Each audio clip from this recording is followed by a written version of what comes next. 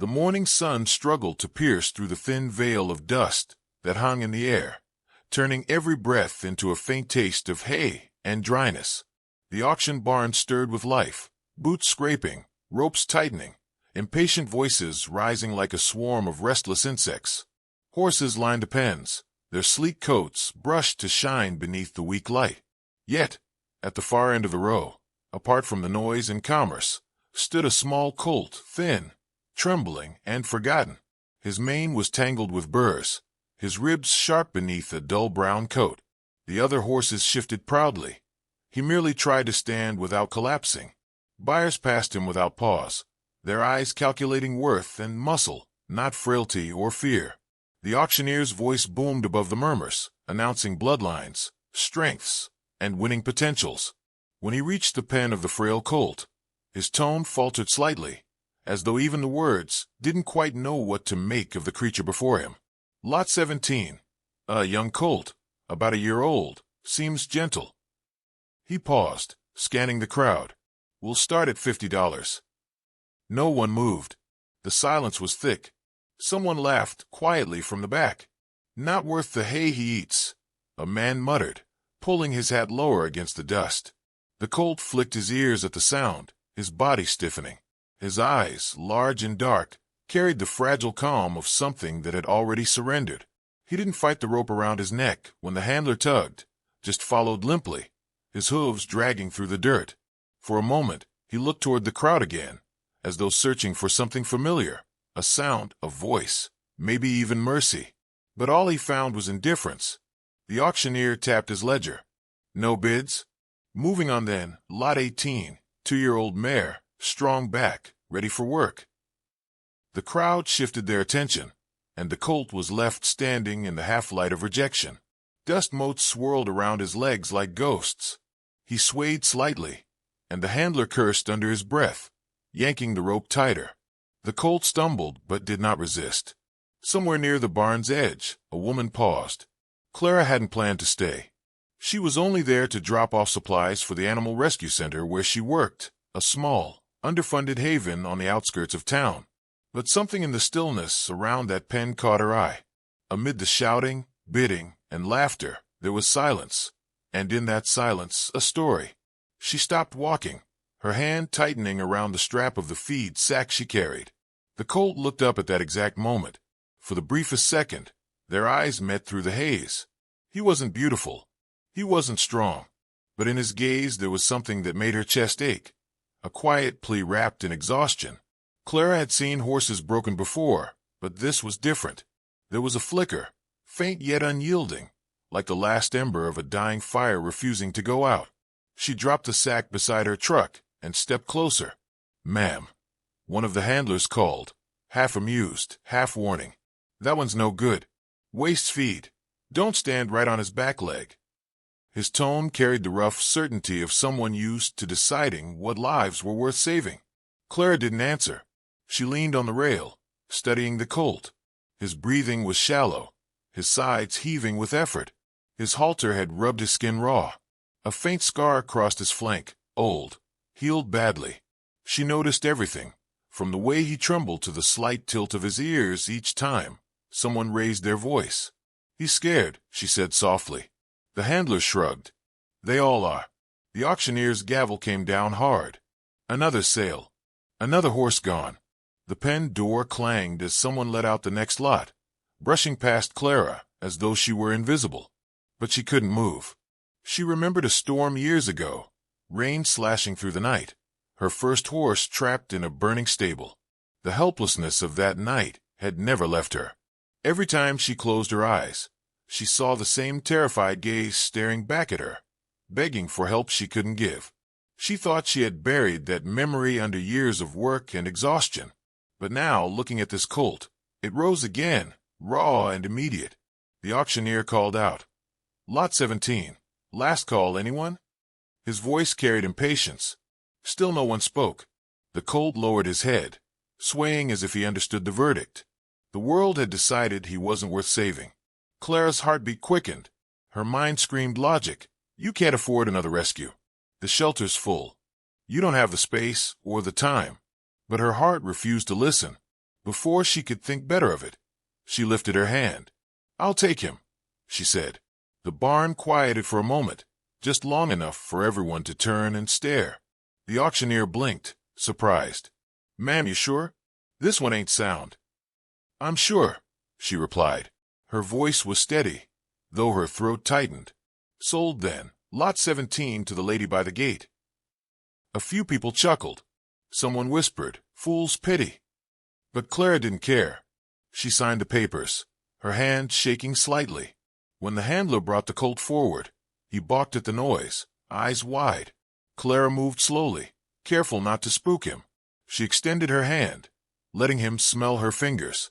He hesitated, nostrils flaring, then touched her skin lightly, almost testing if she was real. Up close, she saw how fragile he was, his bones too sharp, his coat patchy, his body marked by neglect. Yet beneath it all, there was life, faint but persistent. "It's all right," she whispered, her voice barely above the hum of voices around them. "You're safe now." The colt blinked, a small tremor running through his frame. For the first time, he didn't flinch when someone touched him. Clara gently took the lead rope and guided him toward her trailer. Each step was a battle between trust and fear. The boards creaked as he entered, his hooves uncertain but obedient. She fastened the latch, exhaling a breath she hadn't realized she was holding. As she climbed into the driver's seat, the world outside the windshield seemed sharper, the light harsher. She glanced into the rearview mirror. The colt stood quietly, eyes half closed, the rise and fall of his chest slow and rhythmic.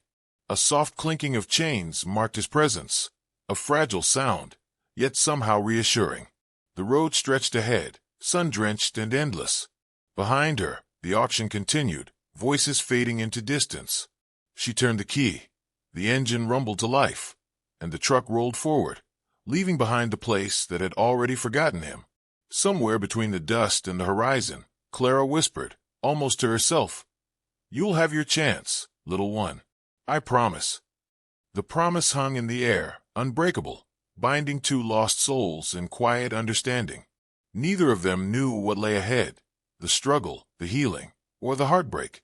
But for the first time in a long while, both felt the faint pulse of hope. And as the truck disappeared down the road, the barn returned to its noise and motion, unaware that it had just witnessed the beginning of something extraordinary.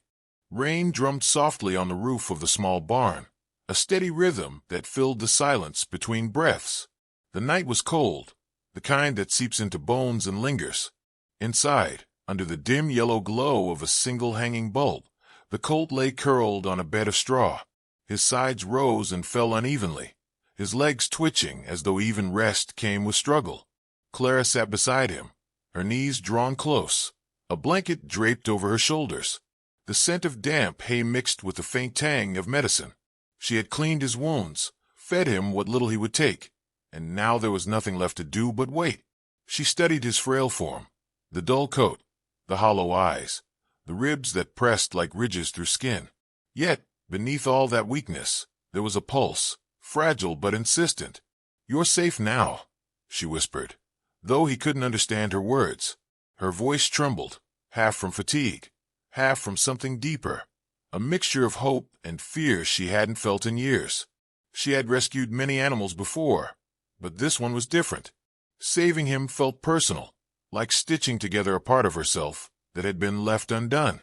The storm outside intensified, wind scraping against the windows, thunder echoing faintly from the hills. The colt flinched at every sound, his body instinctively shrinking, as if bracing for another blow. Clara reached out, her fingers brushing his neck gently. He shivered but didn't pull away.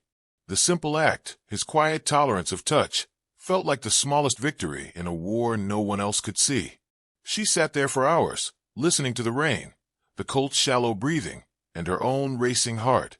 When his eyes finally fluttered closed, exhaustion pulling him into sleep, she exhaled slowly, whispering to the empty barn, "You deserve a name, don't you?" Her gaze lingered on him. "Chance," she said softly, "because that's what you needed most." The name hung in the air, delicate yet firm.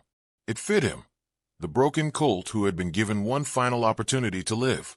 She repeated it once more, testing the sound. Chance. The Colt's ears flicked faintly, a subtle acknowledgement that made her smile for the first time that night. The following days were a blur of exhaustion and persistence. Every dawn began the same way, steam rising from the bucket of warm mash, the gentle creak of the barn door, and Clara's quiet greeting. "Morning, Chance." He was slow to respond at first, barely lifting his head, but each day his eyes brightened a little more. The wounds on his body began to heal, though his spirit took longer. He would stand for a few moments before his legs trembled beneath him, forcing him back to the straw. Clara didn't rush him. She had learned that healing, like trust, could not be forced. The other volunteers at the rescue center watched with a mix of pity and concern. "He's too far gone," one of them murmured when they thought she couldn't hear. "You can't save them all, Clara." She did not argue. Words weren't worth much against disbelief. Instead, she spent her evenings in the barn, humming softly while brushing his coat, her patience and unspoken defiance. Chance began to recognize her footsteps, his ears twitching before she even appeared. He no longer shrank when she reached for him. When she spoke, his eyes followed her voice.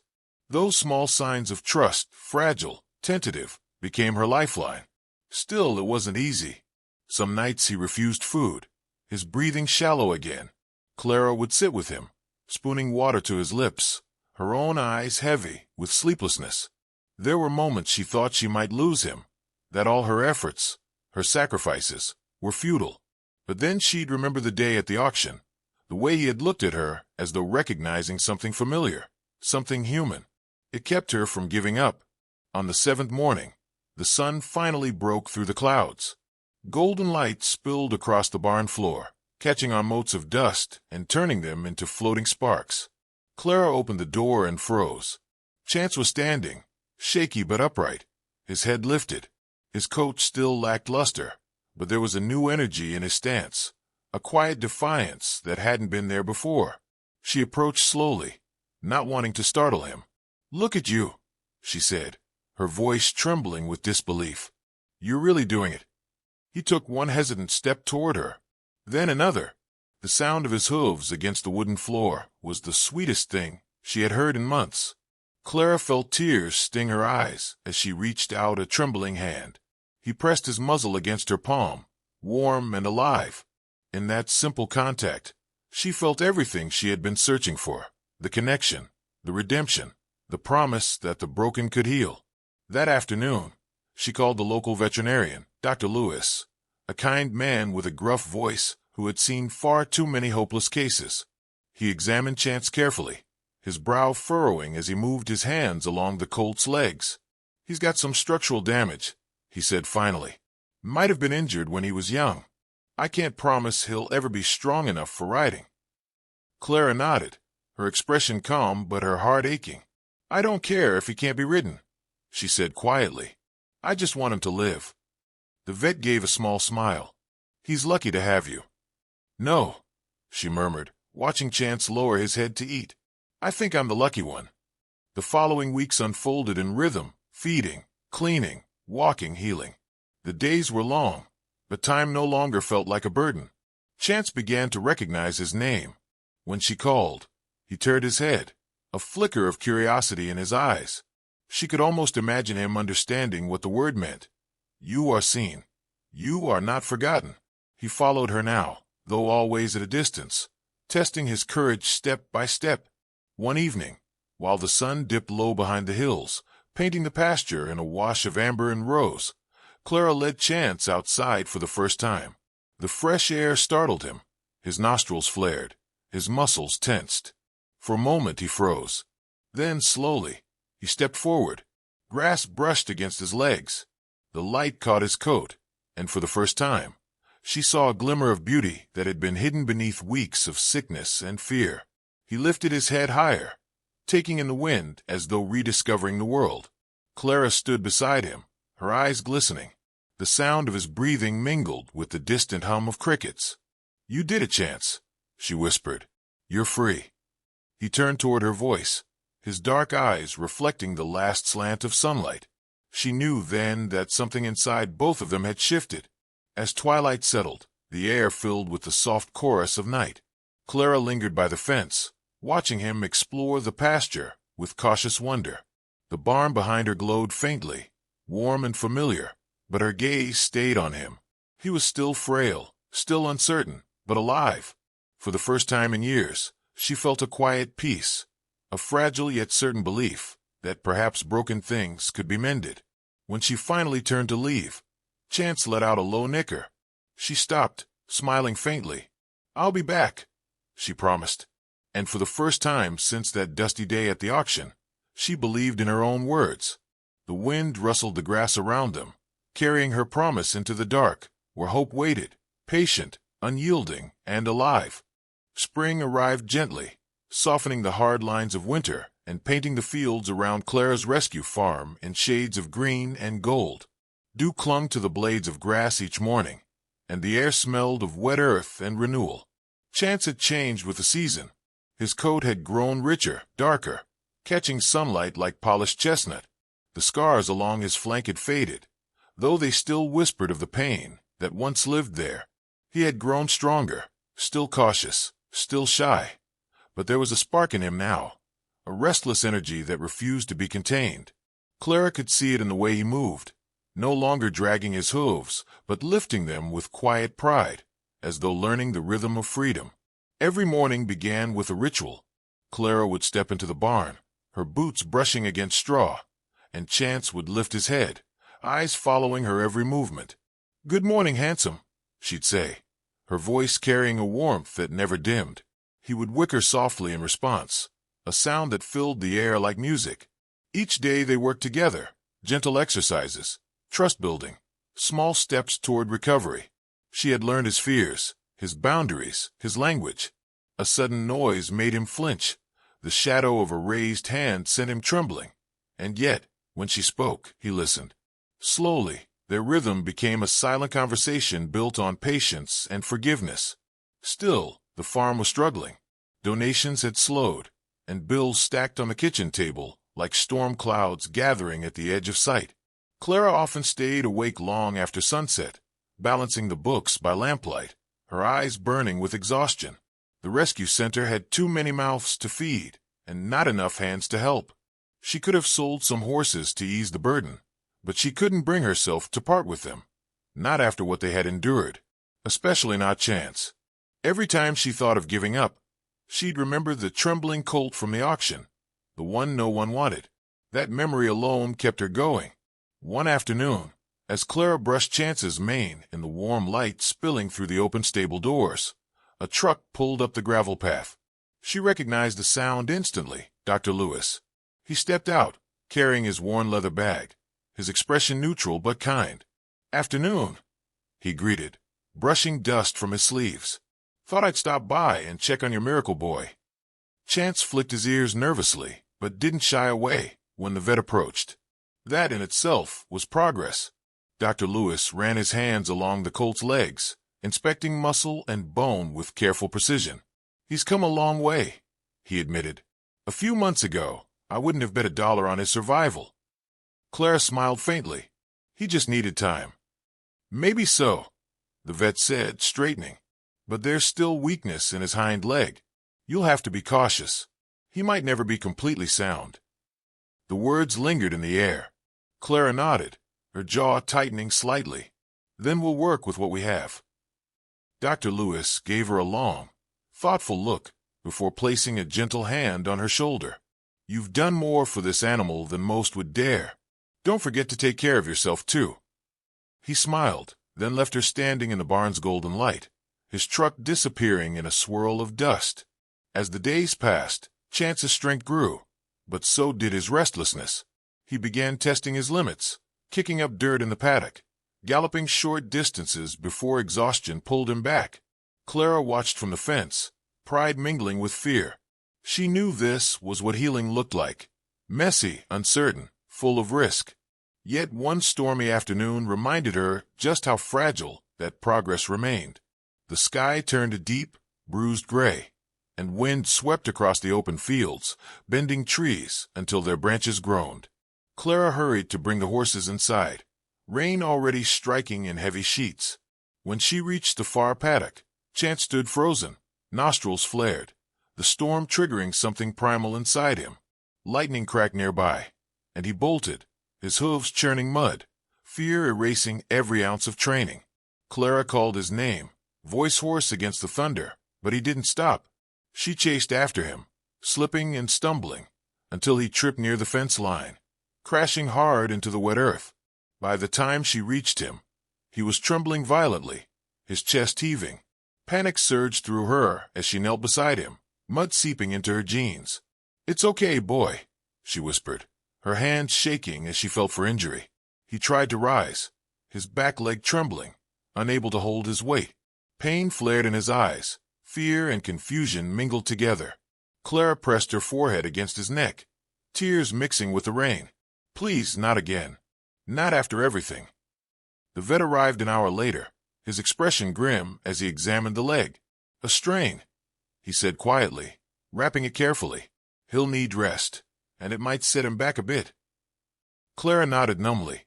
"Will he walk again?" "With care," the vet replied. "He's tough, just like you." That night, Clara sat by his stall once more, the same way she had on that first stormy night months ago. Chance lay motionless except for the faint rise and fall of his chest. She watched him, feeling that old ache in her chest resurface, the one that whispered of helplessness, of loss. But she refused to let it win. She reached out, resting her hand against his neck. "You've come too far to stop now," she murmured. "We both have." The following weeks tested them both. Chance hated the confinement, pacing restlessly whenever he could stand. Clara managed his recovery with precision. Cold compresses, gentle stretches, long hours spent talking to him as if her voice alone could heal what medicine couldn't. Sometimes she caught her reflection in the barn's small window, tired eyes, lines deepening at the corners, but behind them, determination that hadn't existed a year ago. Chance wasn't the only one learning to stand again. When summer rolled in, the air shimmering with heat, Chance began walking without falter. His gait was uneven, but there was strength in every step. Clara walked beside him down the familiar dirt path, her hand resting lightly on the rope. The sun painted the world in gold, and for the first time since the storm, she smiled without restraint. That evening, as twilight deepened, Clara received a call from the town's community center. A local fair was being organized, a small event meant to showcase rescue animals and raise funds for shelters. They invited her to bring Chance, not as a competitor, but as a symbol of recovery. The idea both thrilled and terrified her. He wasn't perfect. He still limped slightly, still flinched at sudden movement. But maybe that imperfection was exactly what people needed to see. She hung up the phone, her heart racing. In the barn, Chance lifted his head, watching her as if sensing something had changed. She walked toward him, brushing a stray lock of mane from his face. "We're going somewhere special," she said softly. "They're going to see what I see." He blinked, calm and steady. For a long moment neither moved. The last rays of sunlight streamed through the open doorway, catching the dust in golden swirls. Clara stood in the middle of it all, feeling the weight of every choice that had led her here. The fear, the exhaustion, the stubborn faith that refused to die. And as the night settled around them, she knew this was no ending. It was a beginning. The world would soon know his name. The morning of the fair arrived painted in hues of pink and gold. The air was alive with the hum of excitement, the scent of fresh hay and kettle corn drifting through the breeze. Clara stood outside the stable, her hands trembling slightly as she adjusted Chance's halter. The once broken colt now stood tall beside her, his chestnut coat gleaming beneath the sunlight. His eyes, though still cautious, held a quiet strength, a reflection of everything they had survived together. Clara's heart swelled with pride and fear in equal measure. Today was more than just a public appearance. It was proof that healing could be seen, touched, and believed in. She led Chance up the narrow ramp into the trailer. He hesitated at first, hooves tapping uncertainly on the metal floor, but a gentle whisper from Clara steadied him. "It's all right, boy. I'm right here." Her voice carried that same unshakable warmth that had once coaxed him back from the edge of despair. With a soft snort, he stepped forward, trusting her completely. That trust, hard-earned and delicate, was their greatest triumph. The drive to the fairgrounds was silent except for the rhythmic hum of the tires and the occasional flick of Chance's tail behind her. Clara's thoughts churned like restless water, memories of the auction, the storms, the endless nights of doubt. It was all there, compressed into this single day. Would people see him the way she did? Would they understand that his limp wasn't a flaw, but a badge of survival? When they arrived, the fair was already in full bloom. Children darted between stalls, laughter rising like wind chimes. Music played from a nearby speaker, and banners flapped overhead, announcing contests and exhibitions. Clara parked near the demonstration ring, her breath catching as she saw the crowd gathering. It wasn't a grand arena, but to her, it felt like a stage far larger than any she had ever known. She led Chance out, his hooves clinking softly against the trailer ramp. A few people stopped to stare, some curious, others admiring. The Colt's glossy coat and calm demeanor drew attention, though his faint limp did not go unnoticed. A young boy pointed, whispering something to his mother.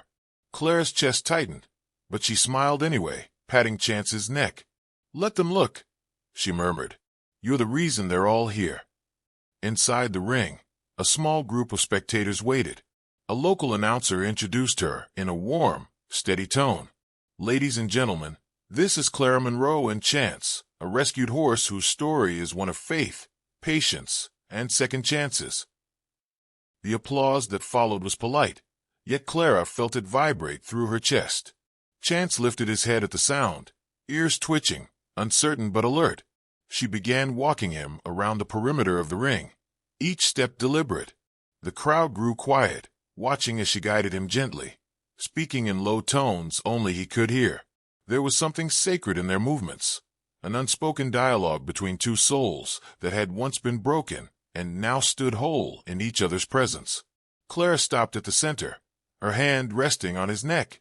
"This," she said softly, voice steady but trembling at the edges, "is what healing looks like." The audience erupted into applause. Some even rose to their feet, their cheers washing over her like sunlight. Tears stung Clara's eyes, but she didn't look away. She had wanted people to see beyond the scars, to understand that every tremor of fear overcome was a small miracle. And in that moment, she knew they did. After the presentation, people came forward to ask questions. Children wanted to pet Chance. Parents wanted to hear his story. Clara spoke humbly, recounting the day she found him, starved, terrified, and forgotten.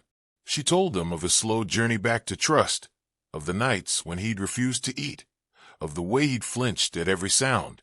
But most of all, she spoke of hope, the kind that demands patience and gives nothing easily. Among the crowd stood an older man in a weathered hat, quiet and unreadable. When most of the visitors drifted away, he approached, his boots crunching against the gravel. "You got him from the auction, didn't you?" he asked, his voice rough like old timber. Clara nodded cautiously. "Yes, he was nearly sent off that day." The man's eyes softened, guilt flickering across them. "I was there. I remember him. Didn't think he'd make it through the night." Clara studied him, unsure what to say. "He almost didn't," she admitted. The man looked at Chance for a long time, his gaze heavy with something unsaid. Finally, he removed his hat, holding it against his chest. "You did right by him. Most folks would have given up. Guess I was wrong about him, and maybe about a lot of things." Clara smiled faintly. He just needed someone to believe he was worth saving.